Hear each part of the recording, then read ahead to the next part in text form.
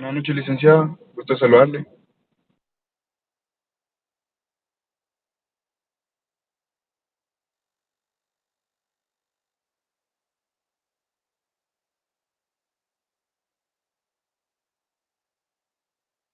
Buenas noches, Nick.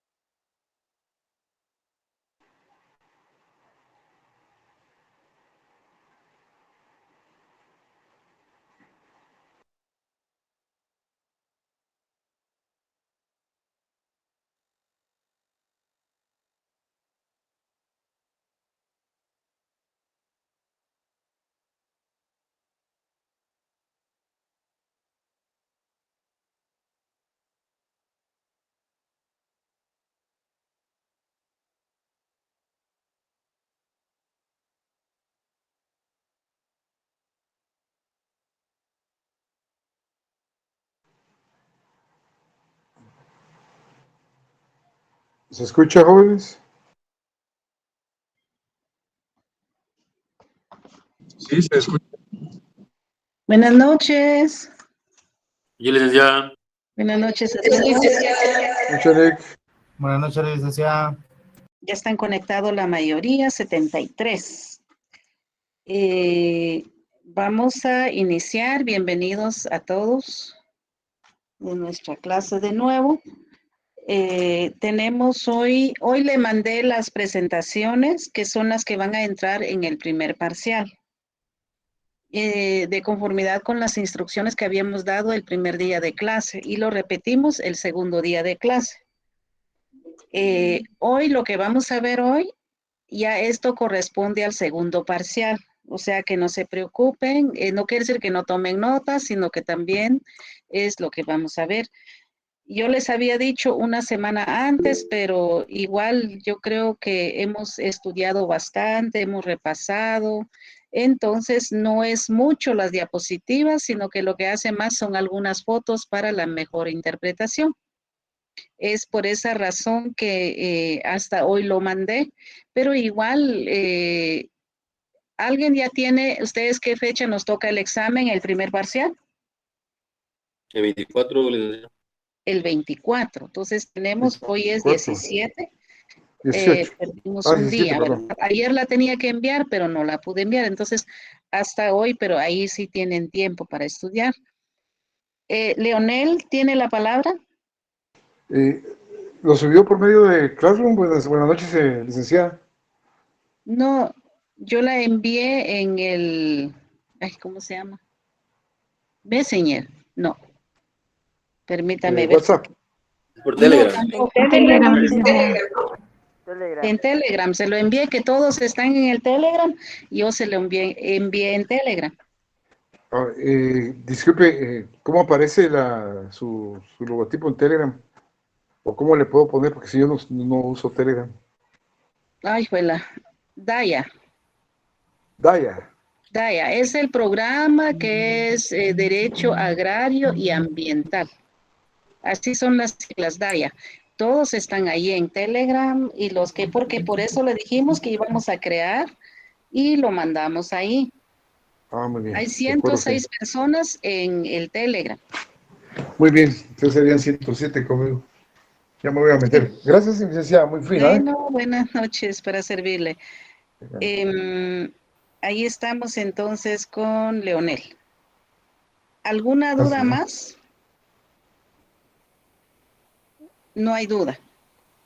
Todo lo que envié hoy, se recordarán, todo lo que envié hoy, ahí es el contenido del examen primer parcial. Pero también, como no solo llevan, no es por nada, pero no solo llevan este curso, sino que son 5 cursos, llevan 4 más. Entonces, tratamos de pasar un laboratorio de 2 puntos, 3 puntos, para que por lo menos se examinan por 25 puntos y no por 30. ¿verdad? Entonces los que se examinaron, pues tienen ya sus 5 puntos, ¿verdad? Los que llevaron las 2. Con lo que vamos a ver ahorita, como les decía, básicamente ya esto corresponde en el segundo parcial, ya no corresponde el primer parcial, ¿verdad? Esto corresponde al segundo parcial, que también va a valer de 30 puntos, habíamos dicho, creo yo, no sé si 10 o 15 del examen del segundo parcial, porque vale por 40. Entonces, también que estén pendientes, ¿verdad? Porque al final, muchas veces que no están pendientes, no es que yo no supe, entonces mejor estén pendientes, es una clase que el interés de ustedes, ¿verdad? Básicamente, el horario es el horario del examen, es el horario de clase que nos toca de 7 a 8:30. Hay muchos programa o problema en el sistema muchas veces. Cuando hay mucha lluvia, se va el sistema, ahí tenemos problema. Entonces, esperemos que no llueva tanto y estemos puntual con los exámenes y también entregarlo para no tener el problema que, mire, ya no entregó el examen o no llegó, ¿verdad? Entonces, estemos puntuales. Yo sé que somos buenos trabajadores, trabajamos mucho, muchas veces que no salimos antes, nos agarra el tráfico y tal vez pedir permiso antes a aquellos que también viven lejos, ¿verdad? Para que estén a tiempo. No es lo mismo examinarse en su teléfono, en el camino, que poder estar más tranquilo y poder examinarse, ¿verdad? Son como recomendaciones que ustedes ya saben, ya es el tercer año que llevamos con este programa vía virtual, ¿verdad? Entonces ustedes ya saben, a veces nos generan mucho problema, pero igual yo creo que no tengamos. Melanie. Buenas noches, licenciada. Fíjese que yo estaba revisando el Classroom y sí subieron las diapositivas ahí también. Sí, ya se lo mandó la auxiliar también. Uh-huh.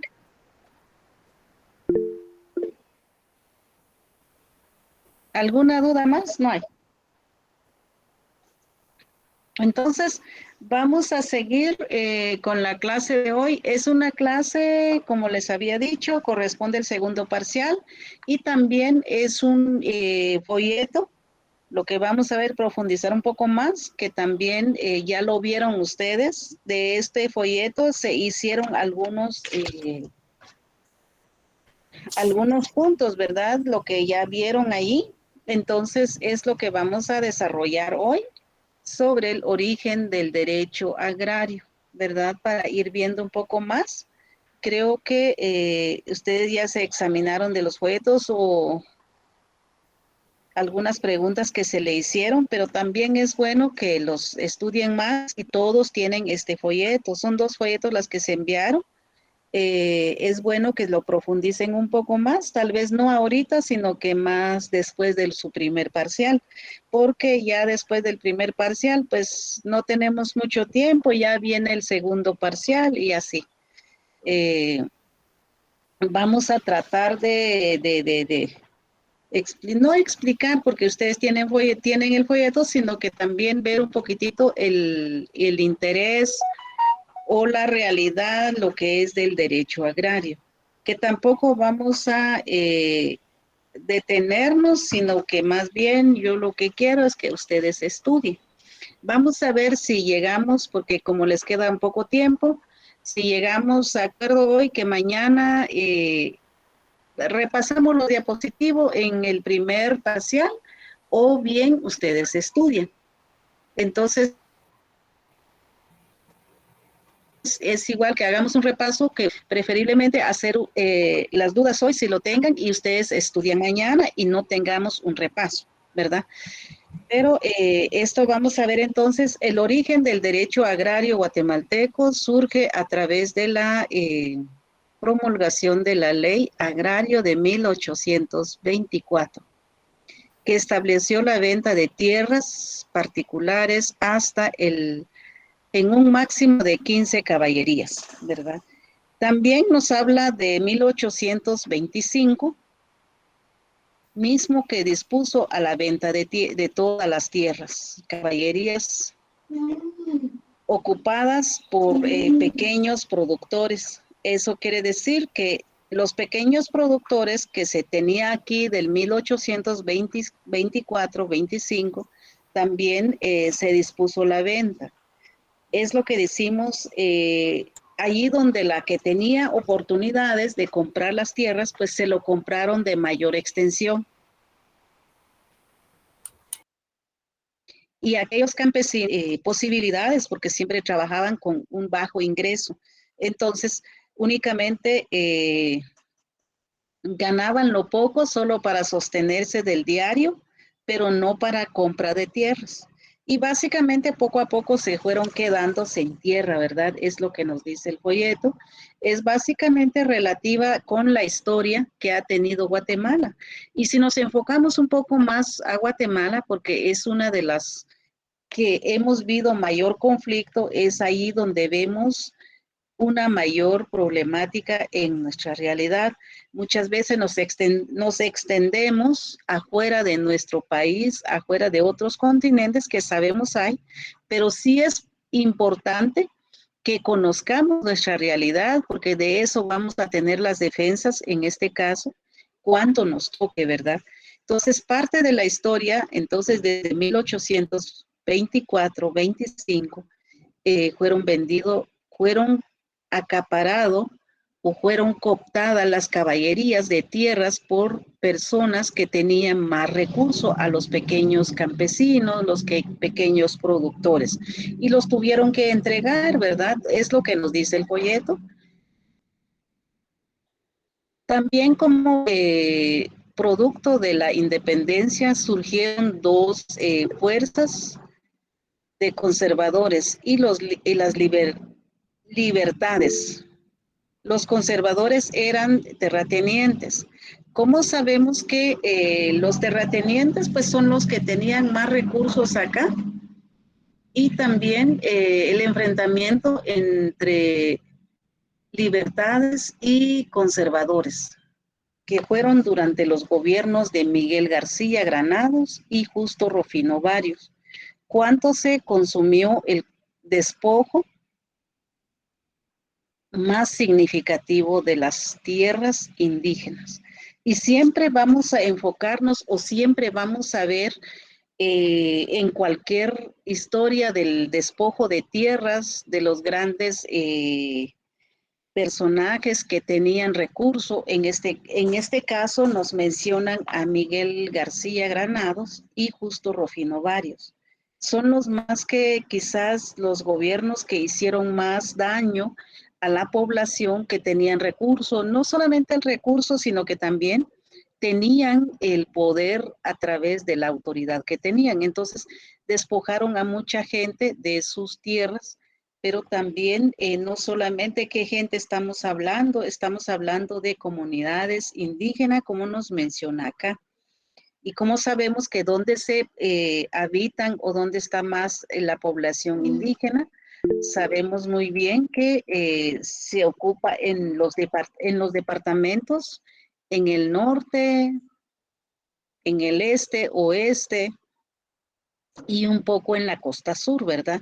Entonces, básicamente son los que hoy en día vemos, quizás la mayoría que viven todavía en las costas, que se volvieron, se quedaron sin tierra. Hoy en día se habla de mozos colonos, ¿verdad? A rasgos generales. Entonces, básicamente sí es importante que conozcamos la historia, la realidad de Guatemala. Muchas veces no comprendemos que por qué los pueblos indígenas siempre protestan por una realidad, que han sido despojados no solamente de la tierra, sino que de su cultura, de su identidad, el rechazo, el despojo de una realidad de su cultura como tal. Sin embargo, es la gran riqueza de Guatemala. Entonces, es como los gobiernos de turno no han podido entender esa parte. Sí lo entienden, pero no lo quieren aceptar. Y no es hasta ahorita que se vive un enfrentamiento, que se vive el despojo, que se vive la exclusión, sino que ha venido de historia. ¿Cuántos años estamos hablando de 1824, 1825, verdad? Entonces, seguimos con todo el proceso hasta la fecha, tal vez un poco más abierto, más claro, hay un poco más de resistencia, hay más crecimiento de organizaciones, hay más crecimiento de lucha, hay más alianza entre los pueblos. Lo vemos hoy en día también desde los pueblos indígenas, las autoridades ancestrales, la defensa a la tierra, por lo mismo. Porque si los abuelos, si las personas en ese tiempo fueron despojados porque no tenían mayor resistencia, pero hoy en día igual sucede, tal vez ya no tanto las compras de tierra obligatorio, obligando a las comunidades, sino que también ya son otras situaciones que se da la ocupación por las minerías sin consultar, sin permiso, a las comunidades que habitan cada departamento en este caso. Como también lo vemos acá en el siglo XIX, se introdujo y se desarrolló un nuevo producto de exportación que fue el café, alrededor del cual ha girado la economía guatemalteca y centroamericana, además del cacao y el anil. Básicamente, porque entonces desde esa época quizás no se desarrollaba más producto, lo que vemos hoy en día, sino que el producto que más se ha conocido es el café y el cacao. ¿Para qué nos sirve el cacao aquí en Guatemala en ese tiempo? Ahí donde sale el chocolate. Yo creo que todos conocemos el chocolate, es la mayor parte, es la mayor venta que ha tenido Guatemala, pero también las exportaciones. Ahora el añil, no sé cuál es el producto exactamente. ¿Alguien lo sabe?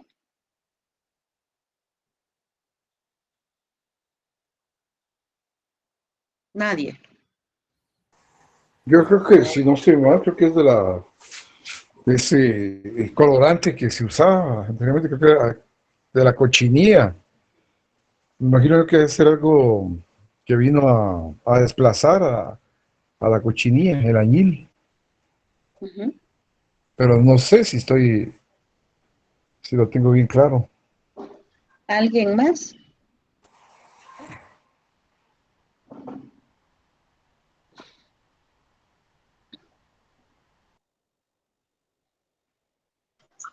¿Podría repetir, licenciada? Disculpe, no logré alcanzar bien a escucharle una pregunta.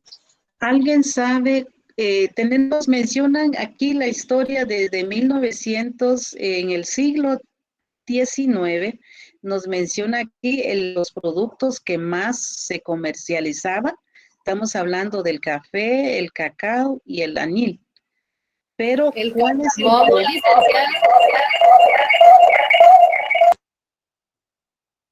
No se escuchó nada.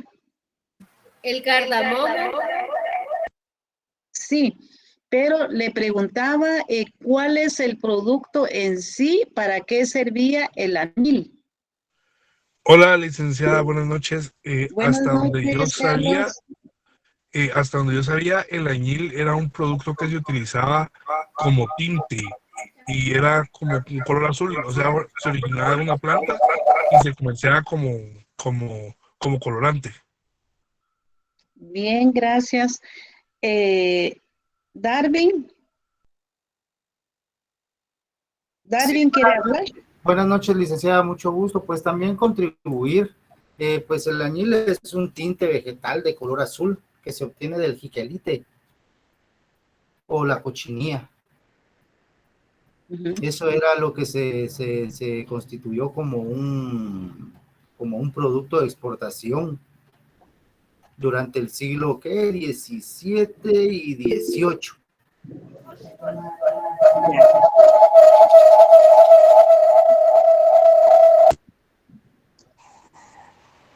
Héctor. Gracias, licenciada. Buenas noches. Solo para corroborar, el añil se usó en la industria textil a nivel mundial y en algún momento Guatemala fue exportador número 1 a nivel mundial por ser tinte natural. Luego, debido a la revolución industrial, vinieron los tintes sintéticos que desplazaron a los tintes naturales y entonces Guatemala perdió su número 1 como exportador mundial de este producto, y entonces a raíz de eso, de la caída del añil, es que surge el café como un producto alternativo. Gracias, Lina.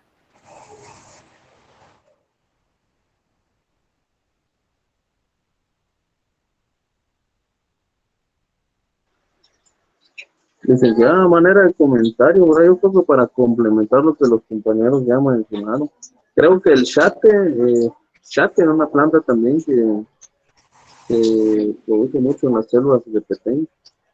Yo creo que es muy parecido al anil.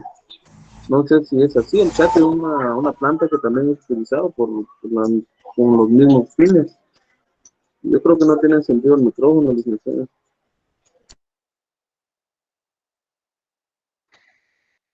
Gracias, Noé.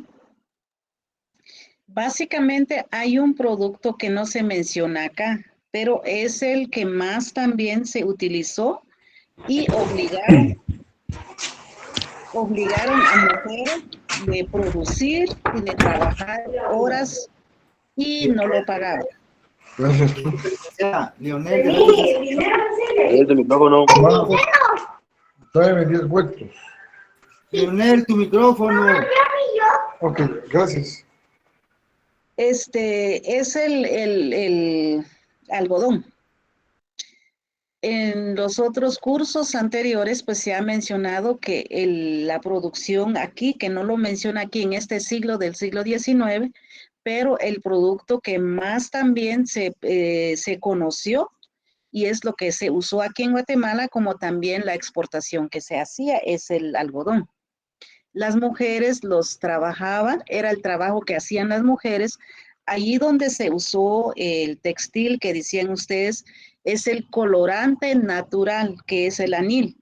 Yo le preguntaba eso porque también se habla mucho de los textiles, los trajes de los indígenas, pero también esto posteriormente ya lo colorido lo fueron desplazando, pero el anil es básicamente el colorante que usaban para el algodón, el tejido que hacían las mujeres, ¿verdad? Entonces es uno de los 3 productos tanto de uso aquí en Guatemala como la exportación que hacía Guatemala entonces, el cacao, el café y el anil, en esa época, ¿verdad? Pero como ya ustedes dijeron también, que estamos en la sintonía, básicamente con el tiempo lo fueron desplazando, ¿verdad? Una de las características del café es que necesita de abundante mano de obra.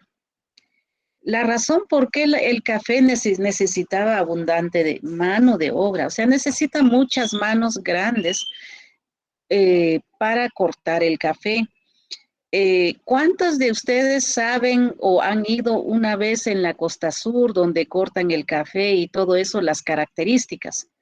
¿Cuáles, cómo se abundan y cómo se paga en ese tiempo, cómo se paga hasta la fecha? Laura tiene la palabra. Buenas noches, Lida. Buenas noches, Laura. Fíjese que antes, cuando era niña, nos llevaban a las fincas de café a cortar el café y se pagaba por, ellos le llamaban lata, a los botes como de pintura de 5 galones. Y les pagaban, digamos, 10, 5, 20, 15 quetzales por cada lata de café. Y a los que hacían más ya les pagaban en peso en quintal, ¿verdad? Se cortaba a mano, o se sigue cortando así a mano, solo el grano que está más maduro. Y luego ya lo despulpan y lo pasan a las lavadoras y posteriormente a secar y posteriormente a que se tueste con el sol o con una tostadora que ya hay eléctricas, ¿verdad? Y después pues ya lo descascaran de esa otra membrana y lo tuestan para poder venderlo. Solo líquido. Gracias. Gracias. ¿Alguien más? Buenas noches, licenciada, nuevamente. Fíjese que en el caso del café, yo sí he escuchado a mi papá que a veces cuenta sus historias. Cuando usted mencionó el algodón, también lo recuerdo porque mi papá yo soy originario de Baja Verapaz. Entonces mi papá siempre anduvo en esas fincas. Estamos hablando de hace unos 40, 50 años por ahí, anduvo trabajando en esas fincas. enormes, y sí me cuentan sus historias del corte de algodón, que algunos al ir a pesarlo hacían un poquito de trampa, le echaban agua, decía él, y cuando comía para que pesara un poco, ¿verdad? Porque les pagaban por el peso. Pero ahora llegando a la pregunta que usted dice del café, pues yo recuerdo que él me comentaba de que antes les pagaban así por centavo, ¿verdad? O sea, por quintal, pero en la actualidad, para hacerle más exacto, a principios de este año, pues tengo unos familiares que tienen sembrado un poco de café y sí, la mano de obra en el corte, actualmente se les pagó a 50 quetzales el quintal, así en cereza, le dicen ellos, o sea, recién cortadito del árbol. Y al productor o al dueño de ese terreno, pues le pagaron 300, que mucho, 300 quetzales el quintal, y él pagaba 50 quetzales el quintal a los trabajadores.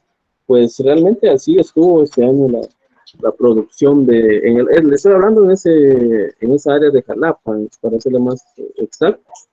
Tanto sí, el quintal se estuvo pagando a 300 al dueño del terreno, y él le pagó a 50 quetzales el quintal a los trabajadores.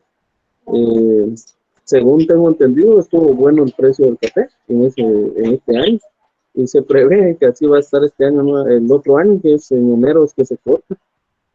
En enero, ya sea que esté mejor o mejore, ¿no? Entonces así estuvo la situación este año, licenciado.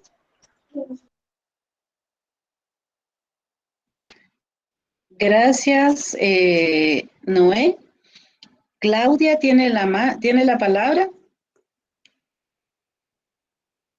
Gracias, licenciado. Buenas noches.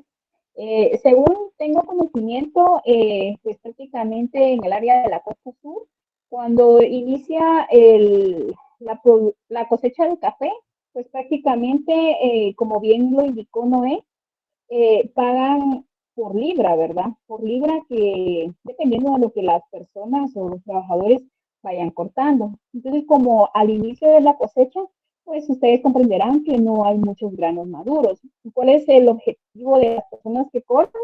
Es de que únicamente deben de cortar los granos que se encuentran maduros y no cortar los granos que se encuentran verdes, ¿verdad? Para eso existe el caporal, que en este caso él es la persona, o podríamos decirlo como nosotros lo conocemos, el jefe, ¿verdad? Quien vela porque esas personas que cortan café, pues no corten los granos verdes, ¿verdad? Y entonces, al inicio de la cosecha les pagan como a 45 centavos la libra, dependiendo cuántas libras hagan, así será su pago en el día. Y conforme vaya madurando el café, pues le van bajando al precio, ¿verdad? Después a 40, y lo más barato que llegan a pagar cuando el café está en su plena cosecha, a 35 centavos la libra, ¿verdad? Ya depende de la persona qué tan hábil es para poder hacer el corte del café, y de eso va dependiendo su sueldo, únicamente. Gracias, Claudia. Sí es importante analizar en ese tiempo entonces y nuestra actualidad, pero no pensemos que toda esta parte ya terminó, fue en tal época, no, o está peor hoy en día, o se ha mejorado, pero en otras cosas se ha empeorado. Solo vamos a dar la palabra a Carlos. Carlos. Buenas noches, licenciado. ¿Me logra escuchar? Sí, Sí, ok. sí, le escucho, Carlos. Ok, perfecto. Lo que pasa es que aquí estoy en tormenta, en Misco. Le comento, fíjese que actualmente, soy un pequeño agricultor en el área de Fraijanes de café. Y en la actualidad, como lo hemos manejado en estos últimos años, me refiero a ahorita en pandemia, es de que realmente el día en que se corta, ese día se pesa, y nosotros pues se lo vendemos a una exportadora. Entonces, le soy bien honesto, licenciada, se trabaja por día. El día, literalmente se paga por libra, como mencionan algunos compañeros. Solo que con la dinámica es de que al final del día se pesa lo que cortó la persona, se le paga, y automáticamente nosotros estamos vendiendo ese mismo día, al final de la tarde, el café. ¿Por qué razón? Porque fíjese que ahí sí que lastimosamente por la economía ahora la gente pues no perdona nada. Ya no se puede guardar el café como antes, en bodegas, etcétera, para ya poder venderlo a un mejor precio o bien ya en oro. Si no, lastimosamente, pues si usted no lo trabaja, pues literalmente lo tiene que vender, porque si no, se lo roban. Actualmente todo se roban, licenciado.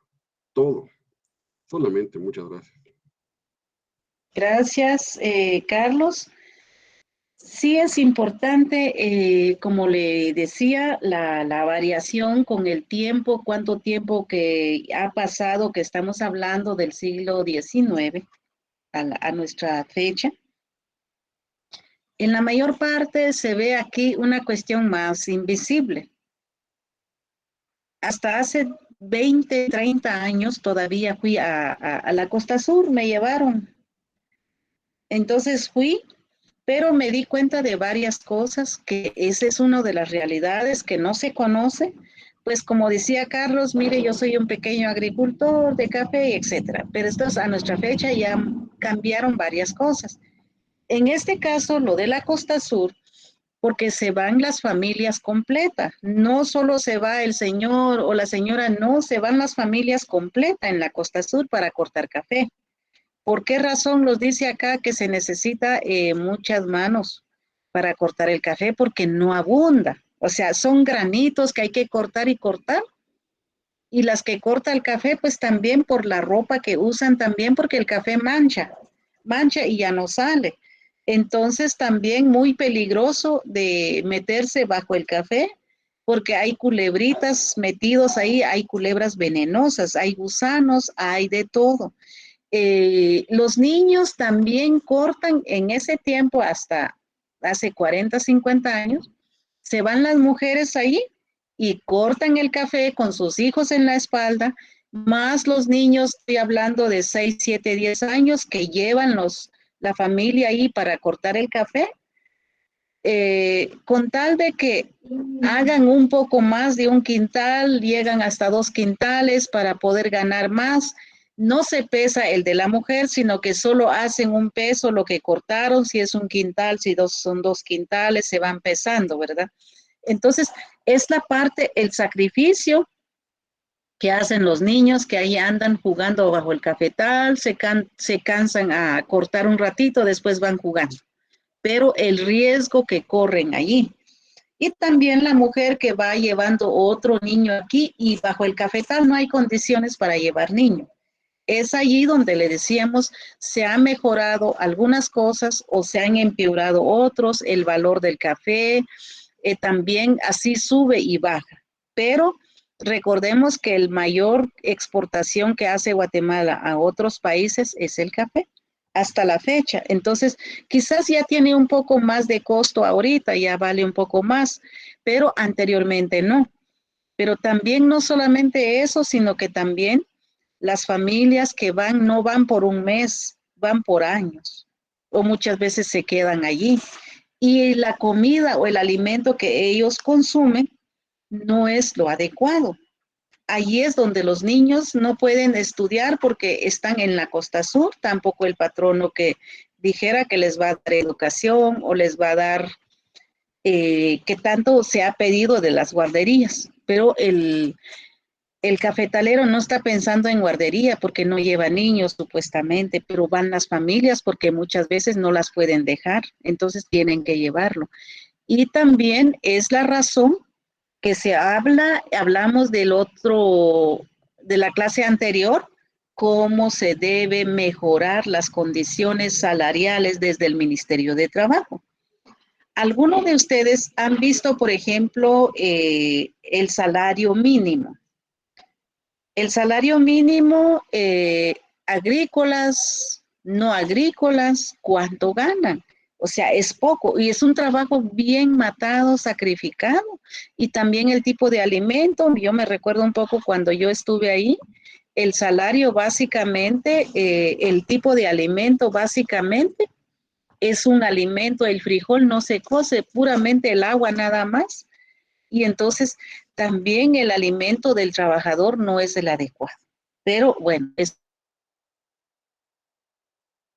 una de las realidades que la gente se va a trabajar porque no tiene tierra para cosechar, para sembrar. Entonces, es una de las razones que el mayor problema que tenemos sobre la situación de la reforma agraria, de los mozos colonos, porque ya no tienen dónde vivir y la familia va creciendo, ¿verdad? Entonces, es una de las razones, tanto lo que ustedes compartieron, mire, hoy en día, pues hay también una extensión de café en el caso de Alta Verapaz, caso de Zacapa, también algunos de Izabal, ¿verdad?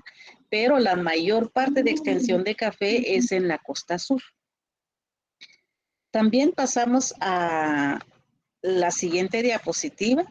Los cafetaleros impulsaron un movimiento armado que triunfó el 30 de junio de 1871, siendo sus caudillos Miguel García Granados y Justo Rufino Barrios, surgiendo el periodo liberal, calificado por algunos de modernización y para otros un nuevo y mayor ciclo de explotación de trabajo forzado, el servicio en fincas y obras públicas. Básicamente, en el cambio que ellos quisieron hacer, para ellos quizás es mejora para su producción, pero para la gente no. ¿Cuánto las mejoras deben ser para su producción y para la gente que trabaja? No podemos hablar de mejoras únicamente de la cosecha, de la producción, si no se mejora al trabajador. Entonces, ahí hay un equilibrio, ¿verdad? Por eso nos dice acá. Pero es también la parte de profundizar. Con el auge del café surgió la mercantilización de la tierra, situación que hizo necesaria la creación del Registro General de la Propiedad Inmueble. Como consecuencia de este fenómeno, muchas tierras comunales indígenas pasaron a personas interesadas en el cultivo del café. La mayoría eran ladinos y las tierras comunales fueron declaradas incultas y llevadas a subasta pública, mecanismo que sirvió para desalojar tierras utilizadas por las comunidades indígenas. Cabalmente es lo que platicamos, ¿verdad? El que tiene más, el que tiene un poco de tierra, pues más quiere, y el que no tiene nada, pues cada día se queda sin nada. Es lo que vemos entonces en este siglo. Estamos hablando de 1871, casi 20 años después de lo que habíamos hablado de 1824, 25, ¿verdad? Entonces, estamos hablando muchísimos años después, ya fueron despojados. Para ellos hicieron una reforma, mejoraron para tener más tierras y tener más cultivos, y para la gente que no tiene, pues cada vez se fue quedando sin nada. Es lo que nos indica la realidad de Guatemala y la historia en que vivimos, ¿verdad? Por eso cada día, hasta la fecha, se ve el problema, el conflicto de tierras que no se tiene. La década revolucionaria de 1944 a 1954. En 1944 triunfó en Guatemala el movimiento democrático revolucionario en el contexto de la crisis del régimen liberal instaurado en 1871. Es lo que habían planteado la reforma. En esa época, entonces, situación en el que Agro se constituía en la siguiente forma. En la compra de fincas o subsistencia, básicamente como lo vemos acá, el porcentaje cada vez menos a los pueblos o a los habitantes, pero para los finqueros entonces cada vez fueron siendo más finqueros, más personas comprando más tierras, como lo vemos acá. Son grandes hectáreas. No me voy a centrarme más de la lectura y todo eso porque ustedes tienen el folleto, es lo que ya se le había enviado. Entonces, como lo vemos acá, claramente un mismo finquero compraba más para ya hablando de un despojo a los pueblos, hablando más de riqueza. Sin embargo, no pensó que, bueno, también la gente son seres humanos, sino que cada vez se quería enriquecerse más. Ahora lo vemos entonces ya para esta fecha, 30, 50 años después, lo vemos ya otro tipo de producto que son el de Fruit Company, en este caso UFCO, que son en el caso de Izabal, la bananera, básicamente escuintla de las cuales grandes extensiones pertenecían ociosas. Básicamente es lo que fueron viendo y ya la comunidad que no tiene tanta capacidad o no tiene tanto conocimiento como los que vinieron a despojar, ellos fueron las que se fueron apropiándose en todo. Entonces, ya lo vemos, ya solo no nos quedamos solamente escuintlas, sino que también aquí se trasladó con la compañía bananera de Izabal, escuintla, que es el otro producto se conoce básicamente cómo se fue impulsando los diferentes productos, pero también quien las produce o mano de obra son de las comunidades. Ya no vienen tanto extranjeros, sino que vienen a expropiar la tierra, pero también a la pobre comunidad, la compañía explota más mal pago, porque tampoco, si nos recordamos, hace poco que se exige lo que es derecho a IX, derecho a jubilación, las prestaciones por la misma razón, que mucha gente ha dado su vida, que ha fallecido en lo riesgoso que es ir a trabajar. Entonces, básicamente, no se tienen las condiciones laborales. Por eso ha habido exigencia, ha habido lucha, que muchas veces no se entiende que es una lucha real, porque todas las personas que trabajan, todas las personas que necesitan vivir son seres humanos, solo que no tienen las mismas condiciones como alguien que tiene más dinero que uno, que es dueño de una finca que uno que no tiene nada. Entonces, tienen los mismos derechos humanos, nadie tiene más, ante Dios es el mismo derecho, ante la Constitución tiene los mismos derechos. A ver, ¿quién se recuerda a qué artículos de la Constitución nos habla que tenemos los mismos derechos como seres humanos? En el artículo 4. En el artículo 4, en los demás artículos, principalmente en la 1, en la 2, que habla la protección, el Estado garantiza el bien común de la familia, de la comunidad, de la persona, ¿verdad? Entonces, que eso también no se nos olvida. También pasamos durante los gobiernos revolucionarios de 1944 a 1954. Aquí aparece una persona que también es muy reconocido por su labor a favor de la población, Arévalo y Arbenz. Se produjo un cambio radical en la historia agraria de Guatemala, específicamente con el decreto 900. Ustedes dirán, ¿y cuál es el decreto? También este decreto se les envió a ustedes, de ahí hicieron sus pruebas cortas, ¿verdad? Ley de reforma agraria, que también es muy conocido en Guatemala, la reforma agraria. Y fue muy recibido, fue muy conocido, fue muy aceptado, porque la reforma agraria fue a favor de los campesinos que más lo necesitan.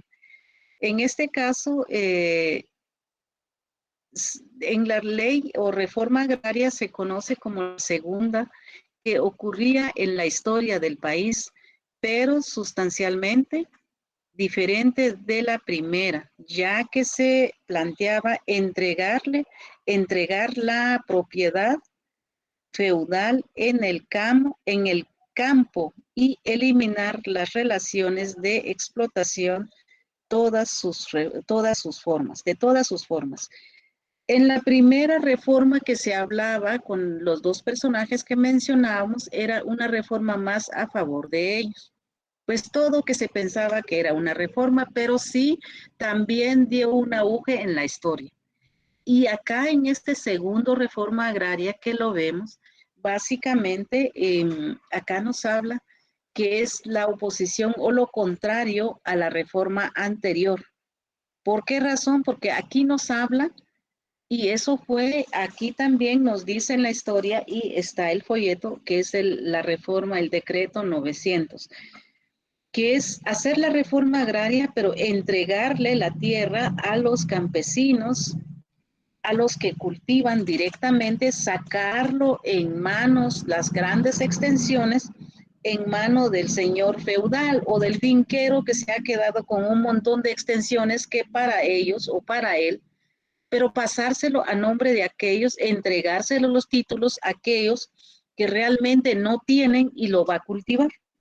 Entonces, esta es la contradicción que se da, que entonces no solamente es primera vez que se nos da una reforma agraria o un enfrentamiento sobre la situación de las tierras, pero también algo importante cuando se habla de una reforma, allí es donde surge, bueno, ¿quién es el dueño?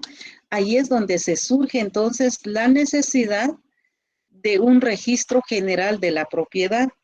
¿A quién le corresponde la propiedad? Bueno, sí hay que entregarlo a un campesino, pero hay que registrarlo entonces.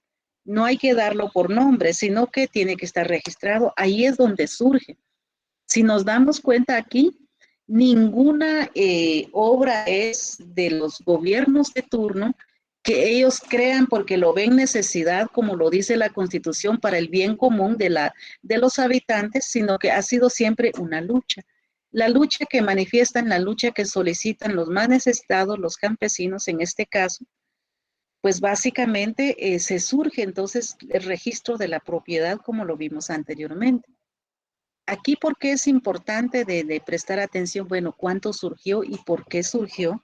Ha habido la gran necesidad que no solamente es de decir, mire, te doy esta propiedad y úsalo, pero sigue siendo como posesorio, sigue siendo en ese tiempo como mozo colono, que hasta la fecha hay mozos colonos. Si nos vamos en la costa sur, lo encontramos, mire, ¿y qué tierra tenés? Aquí vivo yo, aquí vivieron mis abuelos y me dejaron esto, pero tienen el título, no es el propietario, es el finquero. Pero aquí nos dan que vivamos aquí. ¿Por qué trabajan allí? Allí viven, pero no pueden cultivar, no pueden cosechar, no pueden sembrar nada porque no son de ellos.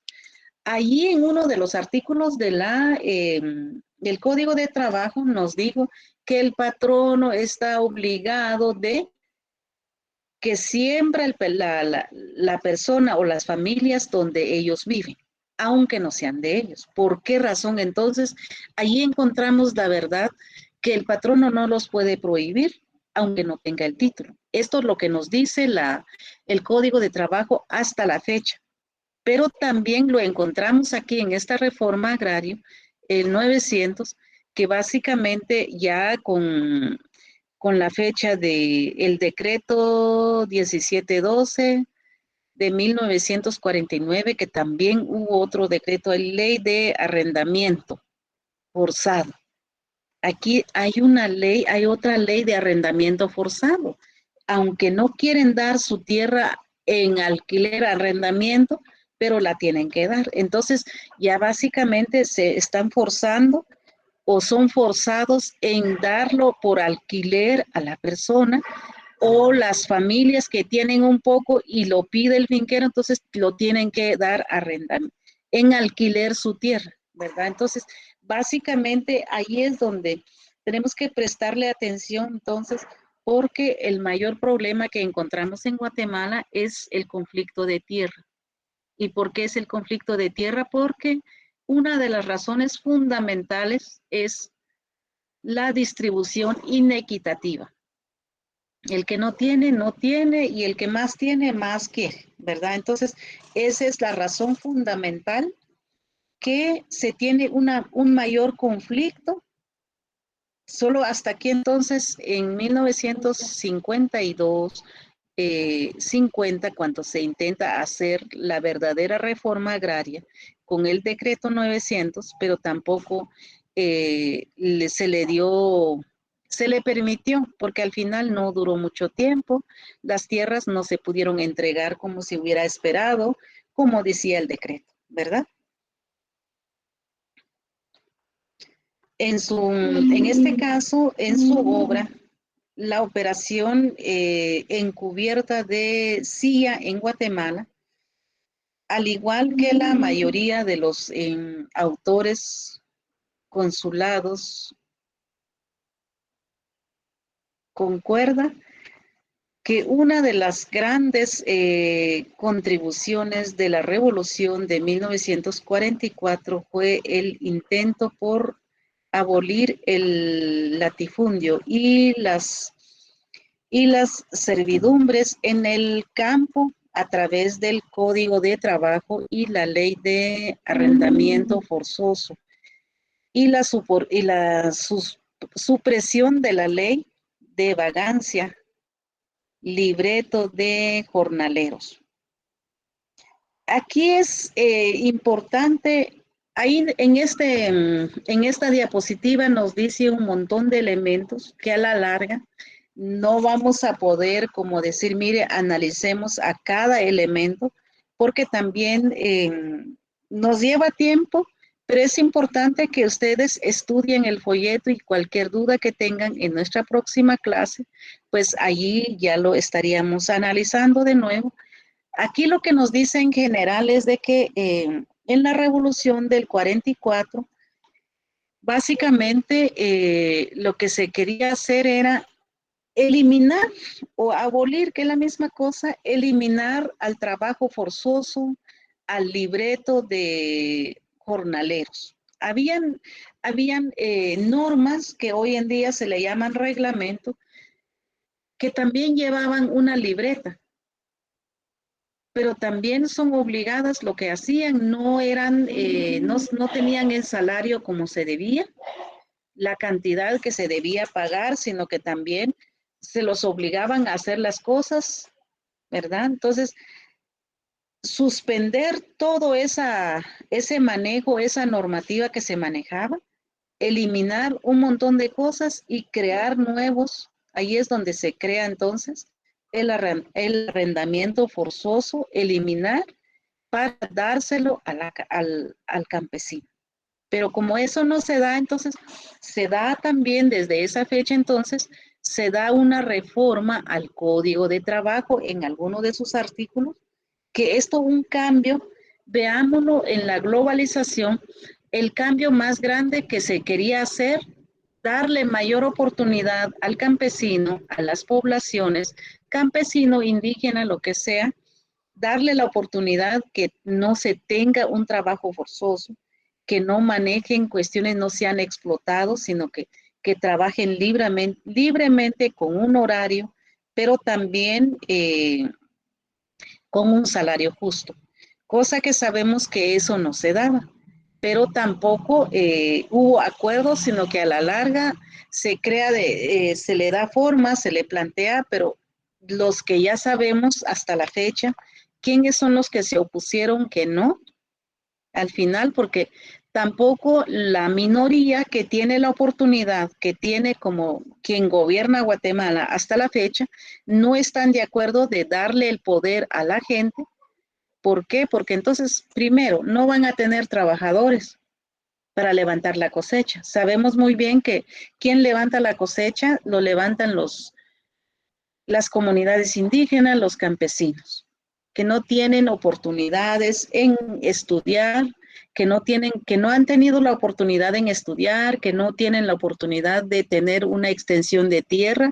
Entonces, sirven, van a ir a prestar, dar servicio por su mano de obra en su calidad de levantar las cosechas, pero tampoco se paga lo correcto, lo justo que debía ser.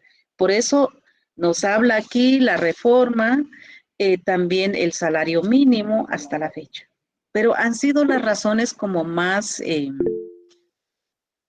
más grande o más complicado en nuestro Guatemala como tal.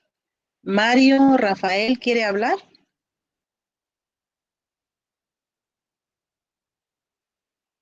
Mario, ¿levantaste la mano?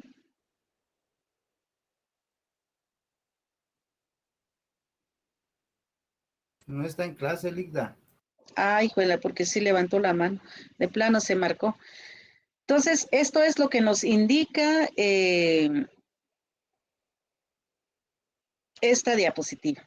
También en el caso del presidente Jacobo Arbenz, en su mensaje, el pueblo de Guatemala, el 20 de junio de 1952, sobre la reforma agraria, manifestó: la ley de reforma agraria es el instrumento por el cual se podrá iniciar el camino de una transformación profunda en la vida económica y política y social de Guatemala hacia la época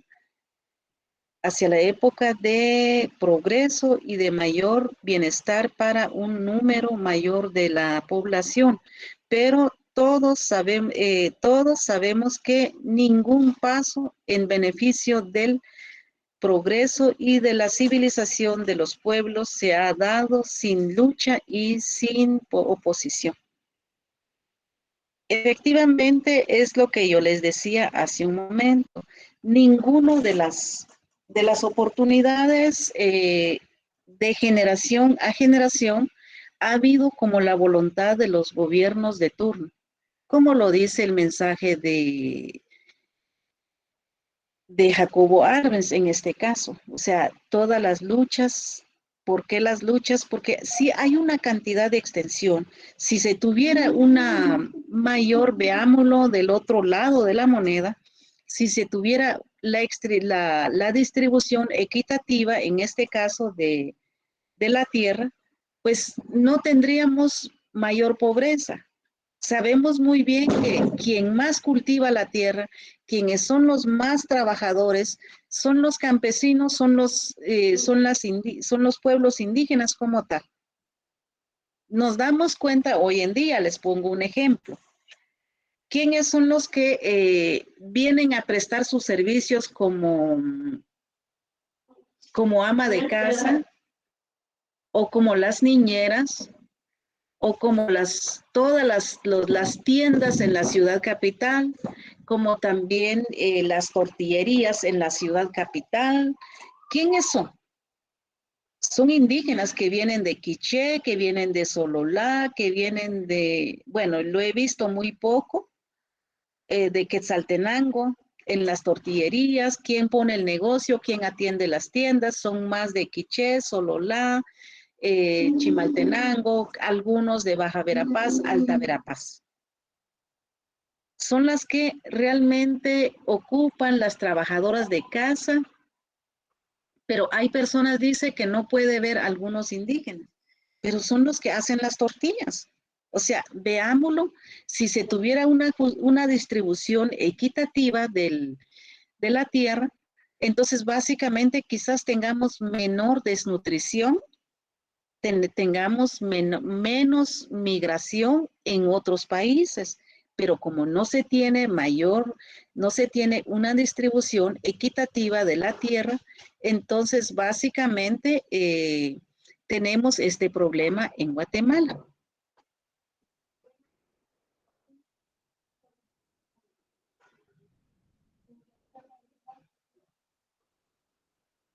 Tenemos la siguiente diapositiva. Derecho, el decreto número 900, número 900, reforma agraria en Guatemala. El Congreso de la República de Guatemala consideró, también esa copia del decreto, ustedes lo tienen, que uno de los objetivos fundamentales de la Revolución de Octubre es la necesidad de realizar un cambio sustancial en las relaciones de propiedad y en relaciones de propiedad, en las reformas de explotación de la tierra, como una medida para superar el atraso económico de Guatemala y mejorar sensiblemente el nivel de vida de las grandes masas de la población. ¿Quiénes son las masas? Son las que hemos hablado, son de las comunidades, son de los departamentos, las grandes masas que cultivan la tierra. Ya no vamos a hablar o ya no vamos a ver quiénes son las que cultivan la tierra, dónde las localizamos, la hemos hablado muchas veces. Entonces, aquí el objetivo entonces del decreto número 900 es mejorar la vida, cabal lo que yo les decía, tuviéramos menos analfabetismo, tuviéramos menos desnutrición, tuviéramos menos muertes maternas, menos muertes neonatales. ¿Por qué? Porque tienen cómo vivir. Y recordemos que la mayor parte de la población, pues son población, si los vemos así, son jóvenes, somos jóvenes de Guatemala en el sentido general, pero también son poblaciones que tienen una riqueza de su cultura, de su identidad, económicamente, pero no tienen dónde vivir, no tienen dónde cosecharlo, porque no tienen, no hay una distribución equitativa de la tierra en Guatemala. Vemos entonces que la concentración de tierras en pocas manos no solo desvirtúa la función social de la propiedad, sino que produce una considerable despropiación entre los muchos campesinos que uno no la poseen, no ostentan su capacidad para hacerla, producir, y unos pocos terratenientes que la poseen en cantidades desmedidas, sin cultivarla en toda su extensión o en proporción que justifique su tenencia. Básicamente hay una extensión, pero tampoco en este caso los pocos que tienen una gran cantidad de extensión, pero tampoco justifican su tenencia y no las cultiva, y otras que lo necesita, pero no tiene dónde cultivar.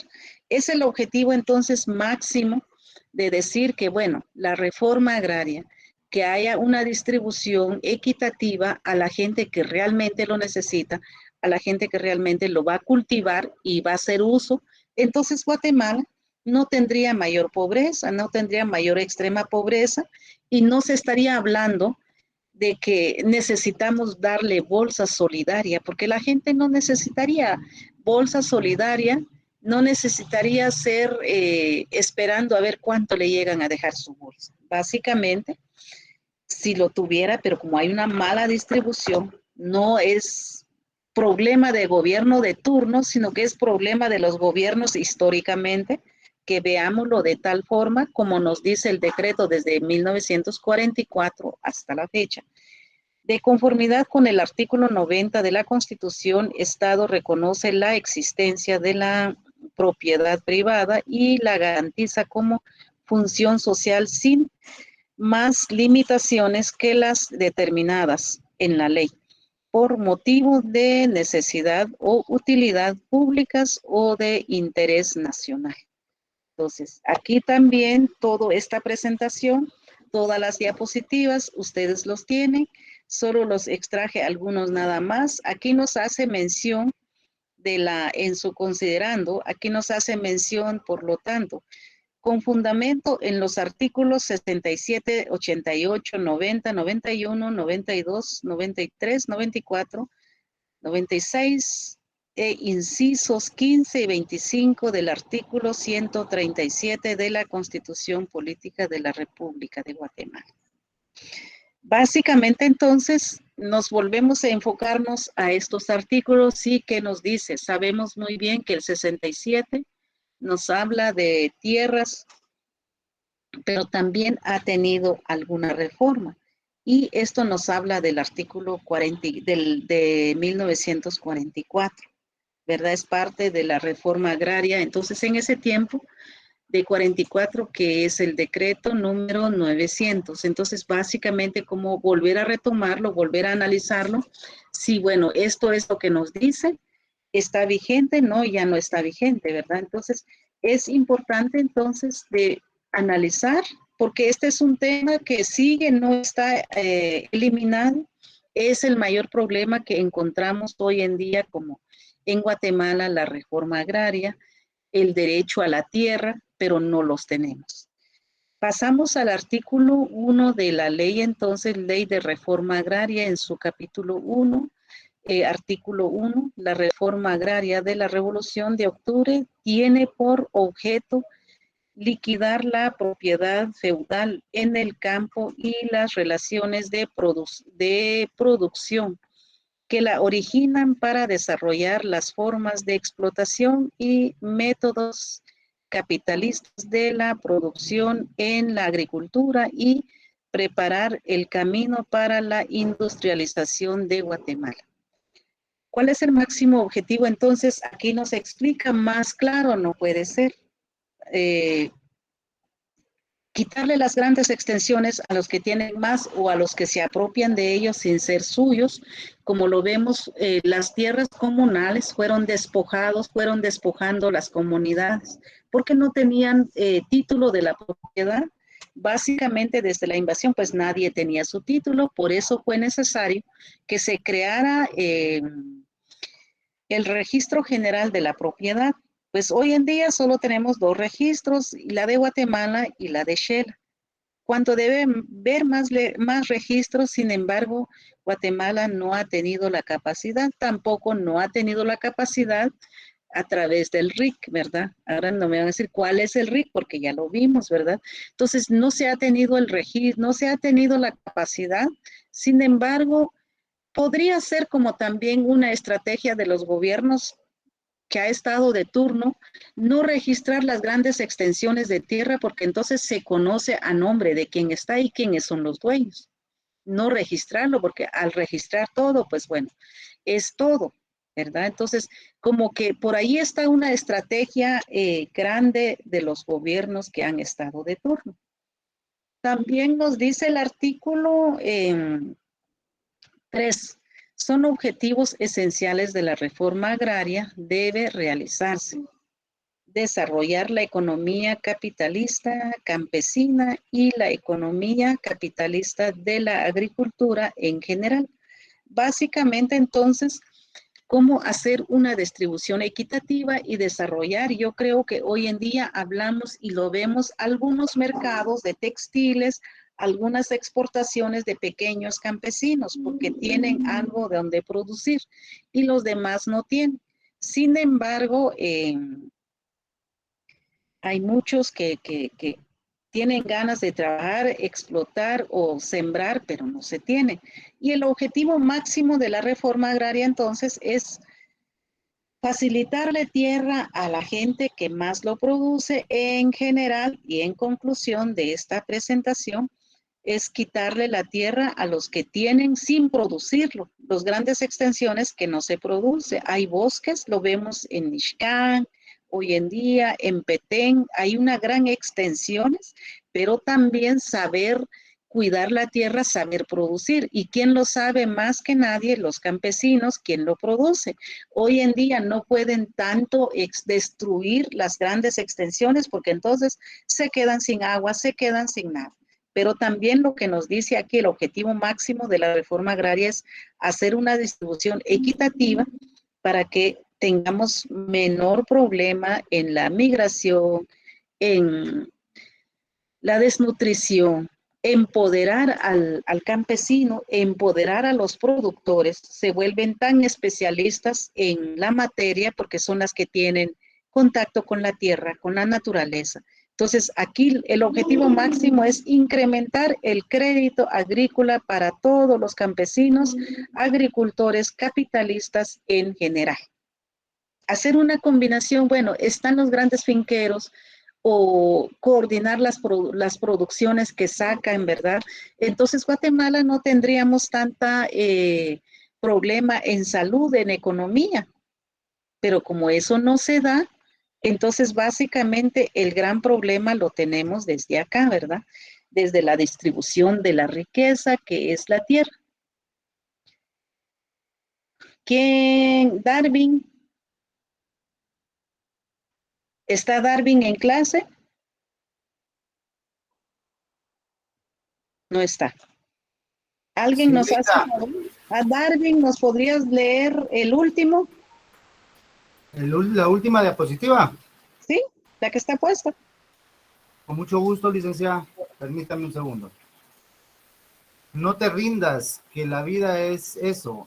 Continuar el viaje, perseguir tus sueños, destrabar el tiempo, recoger los escombros y desatar el cielo. Gracias. Que es fundamental. Muchas veces vemos una cantidad de problemas a nuestro alrededor. Lo que vemos, mire, muchas veces los mismos hijos se pelean por herencia porque los papás tienen una cuerda y quieren que se dé 1 metro, 2 metros si tienen 10 hijos. No alcanza. No alcanza, y yo creo que lo que tuvieron los papás, pero que los hijos no se pelean por la herencia. Y que ante cualquier problema que enfrentan ustedes en el camino, los futuros profesionales, no nos rindamos, porque es eso. Si no hay problema, entonces nunca vamos a tener un crecimiento. Los problemas son los que hacen crecer a la persona, a la humanidad. Entonces, si nunca hubiera problema, si hubiera una distribución equitativa, entonces no tendríamos problemas de tierra, pero tendríamos siempre otro tipo de problema. Y son los problemas los que nos hacen crecernos en la vida, en la historia, en la familia. Y los problemas familiares, los problemas laborales, pues siempre van a haber. Así que les deseo feliz examen, no se rindan, luchen por sus sueños. Yo les preguntaba si estudian mañana porque tienen poco tiempo, no tendríamos clase. Pero quisiera preguntarle a ustedes, y se dedican a estudiar para sacar una mejor nota en el primer parcial. Recuérdense de que en las primera nota, el primer parcial, segundo parcial son los más claves. Ya en el último, pues ya no, porque son a las que acumulan. Entonces, les pregunto si están de acuerdo que estudian las diapositivas porque les quedan 5 o 6 días de examen, básicamente, y tienen otros. Entonces, estudian las diapositivas que hasta hoy los envié, y nos vemos después de clase, después de los exámenes. O le hacemos repaso mañana de las diapositivas. Mejor estudiamos mañana, licenciada, si fuera posible, porque también hay que, pues, imprimir todas estas diapositivas y el decreto y eso, ¿verdad? Para tenerlo a la mano, pienso yo. Entonces, podríamos dejar el periodo libre para que nosotros estudiemos. Esa es mi opinión. Gracias. Mario, ¿tiene la palabra? Estoy de acuerdo con el compañero, licenciada. Aparte de esto, quería hacer un comentario. Ajá.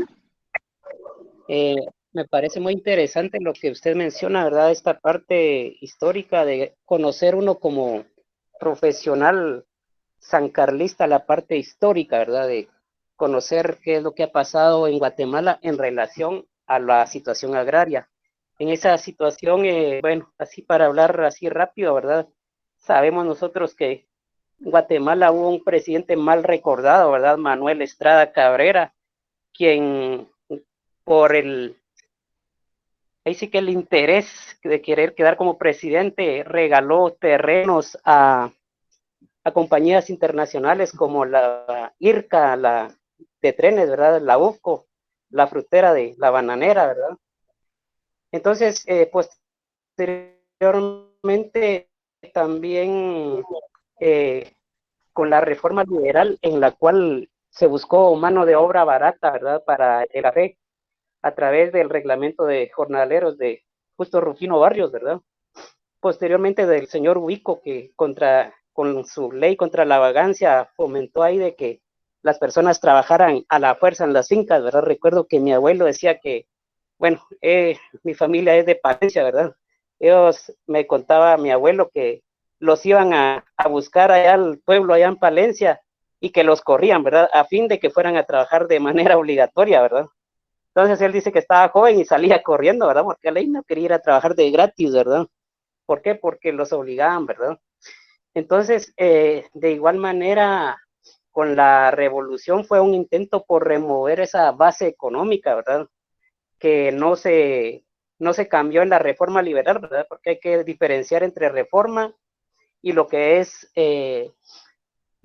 una revolución, ¿verdad? La reforma no busca cambiar estructuras, la revolución sí, ¿verdad? Por ejemplo, hablamos de las revoluciones mexicanas, la bolchevique, la francesa y la del 44 en Guatemala, ¿verdad? Ese intento de cambiar esa base económica, ¿verdad? Por convertir eso al capitalismo, según lo que decía el documento que usted nos envió. Entonces, importante conocer esa historia, ¿verdad? De que gracias a la reforma liberal nacieron compañías, pero a favor de ciertos grupos, ¿verdad? Por ejemplo, si hablamos de la cervecería, la fosforera, Cementos Novela, Tejidos Cantel, pero afectó a un grupo económico, ¿verdad? Con la revolución se pretendía mejorar, ¿verdad? Y gracias a eso tenemos el IX. Es importante conocer esa historia, como usted dice, ¿verdad? Porque la élite, ellos, en los libros de historia que nosotros leíamos vastos, ahí nos decían en el libro, hay cosas que bonitas, ¿verdad? De muchos de estos personajes que si uno lee desde un punto de vista económico, cambia la situación, ¿verdad? Por ejemplo, la élite, ¿verdad? Ellos ensalzan sus logros ellos mismos, ¿verdad? Y gracias a ellos dicen, miren, les mostramos los monumentos de la Avenida Reforma, ¿verdad? Pero ¿qué representan? Representan logros de un grupo particular, ¿verdad? Presentan el Boulevard Liberación, ¿verdad? Pero ahí se están ensalzando a solo ese grupo económico, ¿verdad? Jamás van a levantar ellos un movimiento a la revolución de octubre del 44, ¿verdad? Entonces, únicamente, licenciada, para hacer esa conciencia, ¿verdad? Como estudiantes sancarlistas, que conozcamos la historia desde un punto de vista social y económico, ¿verdad? Y este curso creo que es muy importante en ese sentido, ¿verdad? Únicamente, gracias, licenciada. Gracias, Mario. Entonces, mire, pues quedamos que mañana no tendríamos clases, sino que estudian todas las diapositivas. Señorita, disculpe, buenas noches. Leonel. Como solo dos compañeros opinaron ahí, y somos varios, ¿verdad? A mí me gustaría que tuviéramos clases para hacer un repaso en clase. No sé qué dirán los demás compañeros, ¿verdad? No. Uno. No. En desacuerdo, licenciada. No. Cada quien que estudie mejor. Ya nos brindó el material, licenciada, es responsabilidad de cada uno de repasar. Exacto. Sí, licenciada, Así ya es. tenemos el material, cada quien que se haga responsable de sus estudios, ¿verdad? Sí, licenciada, cada uno tiene que sacar su análisis crítico propio, no pienso yo, pues mejor lo tomamos por nuestra cuenta. Muy bien. El 24 tenemos el examen. Básicamente nos quedan poco día y tengo que trabajar también el contenido del examen. Entonces, quedamos que mañana no tendríamos clase. Estudian ustedes. Hasta hoy le mandé las diapositivas. De ahí viene el contenido del examen, que son los 25 del examen. Ya no van a ser 30 porque ya hicieron pruebas cortas. Entonces, básicamente, estudien mañana y nos vemos después de los exámenes hasta finalizar el último examen. ¿Qué fecha tienen para finalizar el último examen? De septiembre. ¿Ah? El 2 de septiembre. 2. Entonces, después del 2, dependiendo del día que cae, ¿verdad? Sabemos que nos toca miércoles y jueves. Nos vemos después del 2 de septiembre. Y estudien mañana. Buenas noches, licenciada. Feliz noche, licenciada. Buenas noches. Gracias, buenas noches. Gracias. Gracias, licenciada. Buenas noches. Buenas noches, licenciada.